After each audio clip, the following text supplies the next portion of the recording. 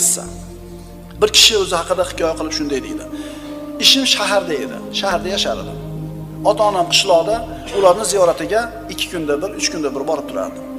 Qishloq bilan shaharning o'rtasida bir necha soatlik yo'l bor edi. Ota-onamni ziyoratiga chiqib, farzandlarim bilan borib, ularning oldidan qaytib kelayotgan edik. Singlim ham bizga qo'shilib oldi. Singlim ham birga ketishini xohlab mashinaga chiqib o'tirib oldi. Ayolim, 2 ta o'g'lim, 1 ta qizim bor edi. Hammamiz mashinada suhbatlashib ketar ekanmiz, kulishib borar ekanmiz.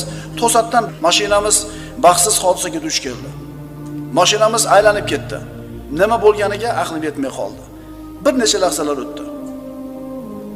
Ikkala o'g'lim ham shu lahzada vafot etishdi. Qizim shol bo'lib qoldi.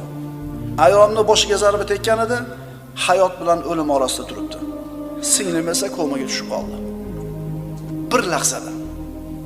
Tasavvur qilib ko'ring, ayoli, singlisi 3 ta bolasidan birdaniga ajrab qolishdi.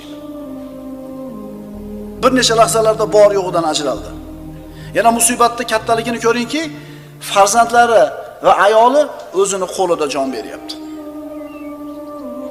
Singlim va qizimning oldida shifoxonada uzoq o'tirdim.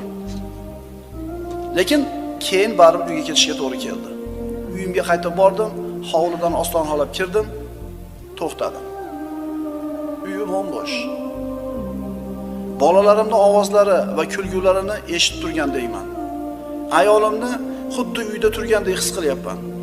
Ularning hammalari bordek, xuddi hech narsa bo'lmagandek tuyulyapti. Ammo haqiqat bunday emas. Endi bu uyda qanday qilib yashayman? Shunday odamlar bor, birodarlar, ana musibat. Inna lillahi va inna ilayhi rojiun desa ham ketdi ular. Jazobaga tushsa ham ketdi ular. Shu odamlar bor. 3-4 chaqasini yo'qotib qo'ysa, o'zini tuta olmay qoladi, jazobaga tushadi. Mol safarga olib kelgan molidan foydasi ozroq bo'lib qolsa, o'zini qo'yarga joy topa olmaydi. Qo'lidagi ishchimidi, farzandimidi 3-4 so'mini zararga uchratib qo'yadigan bo'lsa, dunyoda ostin suv tashlaydi. Mo'min odam shunday bo'ladimi? Birodarlar, Alloh panohida saqlasin. Bu kishining hikoyasi har bittamiz boshimizga kelib qolishi mumkin. Alloh xohlagan lahzada Alloh saqlasin.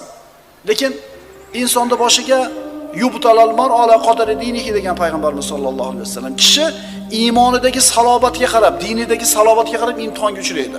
Iymonida salobat quvvat bo'lsa, imtihon shunga yarasha keladi.